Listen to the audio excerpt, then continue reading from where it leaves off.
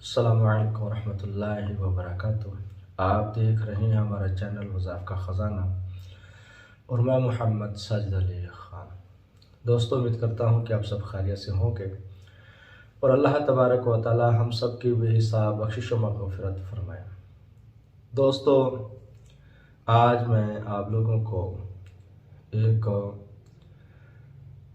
आमल के बारे में बताना चाहता हूँ कि देखें, बाज़ लोग ऐसे होते हैं बज़ाहिर शक्ल सूरत से लगते हैं कि पीर हैं, या उनके दावे ही कुछ ऐसे होते हैं कि सुनने वाला कहते हैं कि वाकई इसके पास कुछ है, मगर असल में देखा जाए तो उसके पास कुछ भी नहीं होता है।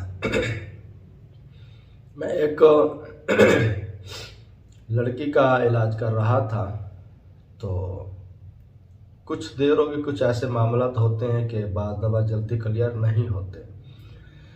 उनके वालिदैन ने किसी एक और आमिल को उनके बारे में उनको पता चला, बुलवा लिया। जब वो आया तो उसने मुझे भी बुलवा लिया। मुझे कहते, हज़रत साहब, काम तो मैं कर दूंगा, क्या पढ़ाई आप कर दें, यानी पानी वगैरह दाम कर दें, तवीज़ भी लिख दें।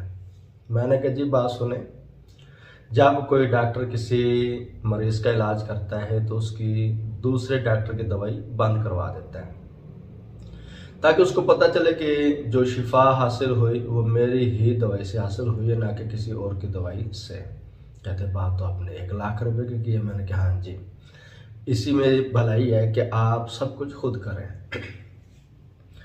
खैर, उसने घर का कड़ा भी लगाया, सार भी किया। मैंने फिर उससे पूछा कि अब काम शुरू करें। कहते, बस जी हाजी साहब आने वाले, जैसे हाजी साहब आते तो फिर काम शुरू करते हैं। मैंने कहा, अच्छा।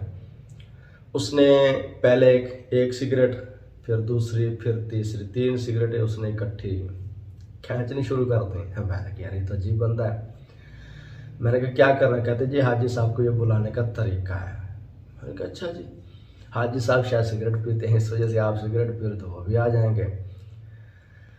खैर, थोड़ी देर बाद हाजी साहब आ गए। जी हाजी साहब, अस्सलाम वालेकुम। हाँ जी, फलां कमरा चेक करो, फलां कमरा चेक करो। मैं चुप करके बैठा हुआ।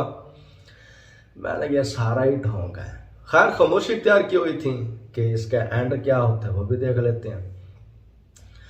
बाजी फलां कमरा, हाँ हाँ, इसको पकड़ो पकड़ो पकड़ो, पकड़ कर ले आओ, इधर कैद में डालो। चलो जी, डाल गया। हाँ जी, लड़की लेके आओ जी।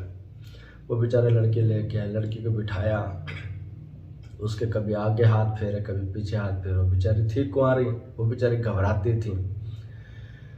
तो देख, मैं भी रहा था, गुस्सा तो मुझे भी आया हुआ था। मैंने कहा, यार जिनकी लड़की जब उनको परवाह नहीं तो मुझे कौन सी परवाह। खैर, थोड़ी देर बाद उसने फिर लड़की को कहा कि चल भी, अब सत्या ही खैरान है, अब सब कुछ क्लियर हो गया, हाजी साहब ने सब कुछ ख़त्म कर दिया। चलो जी, उसके बाद तवीज़ वगैरह करके दिए, ये पाने के लिए, नहाने के लिए, ये पीने के लिए, छट्टे मारने के लिए। चलो जी, उसके बाद घर से अंदर से पैगाम आ गया कि बच्चा तो उसकी फुप्पो लगती थी कि फुप्पो कह रही हैं कि जो आपके तवीज़ थे, मैंने कहा मेरे तवीज़ जो है ना वो छत के ऊपर गिरा दें, जो तवीज़ पहना हुआ वो मुझे पकड़ा दें, तो बक्के जो तवीज़ पड़े वो भी मुझे पकड़ा दें। बाबा जी, इससे काम जो करवा रहे इसी की आपने मेडिसिन इस्तेमाल करनी है। चलो खैर, वो भी तकरीबन उसने कह दिया, जी मेरा हदिया है 2500 रुपया, ये मेरा नहीं है, हाजी साहब का है, हाजी साहब ने ही लेना होता है, हमने नहीं लेना होता है। मैंने कहा, जिन्नात खाएं, ये पैसे खाते हैं, उनके तो अलग दुनिया है। खैर, बहाना तो किसी तरह चाहिए होता है। उसके बाद फिर चले गए। तकरीबन 2 घंटे गुजरे, लड़की की ऐसी तबीयत खराब हो कि जान के लाले पड़ गए। फिर उन्होंने मुझे बुलवाया। मैंने कहा, भाई मैंने तो आना ही नहीं। अब जिसको आपने 2500 रुपये भी दिया और सत्या खैरा भी हुई थी, उसको बुलवा लें, ताकि उसका भी पता चले। उसको कोई भैया इलाज किया तो फिर पक्का करो, पीछे हाथ भी रखो। जब उसको कॉल करके कुछ नहीं होता, कुछ नहीं होता वाले सब बड़े गुस्से थे, कहते मेरे कुड़ी मरण दइए, तो कहने कुछ नहीं होता। फिर वो तो बेचारा इधर से फ़ोन बंद करके अब कुड़ी तड़पी जाए। फिर वो उसके वाले साहब मेरे पास आए। मैंने कहा, मैंने तो नहीं जाना। तो फिर उसने अपनी जो पगड़ी बांधी हुई थी, साफा वगैरह बांधा हुआ था, बेचारे ने उतार के मेरे पाँव में डाल दिया। कि अब वो आपकी बहन है, बहन समझ कर ही इलाज कर लो, तो आपकी मेहरबानी। कुछ ऐसा था कि मेरे कुछ ताल्लुकात उनसे के साथ थे, मैंने फिर सोचा यार इस तरह की ज़िद नहीं करनी चाहिए। आखिरकार अल्हम्दुलिल्लाह कुछ दिन बाद आजमाइश होती है कि वो चीज़ क्लियर नहीं होती, आखिर में इंशाल्लाह वो या क्लियर, कुड़ी लड़की थी वो क्लियर हो गई। आज भी अल्हम्दुलिल्लाह उनके घर आना जाना है। बच्ची माशाल्लाह बड़ी इज़्ज़त कदर करती है। तो पहले शादीशुदा नहीं थे, अब तो शादीशुदा दो तीन बच्चे भी हो गए हैं।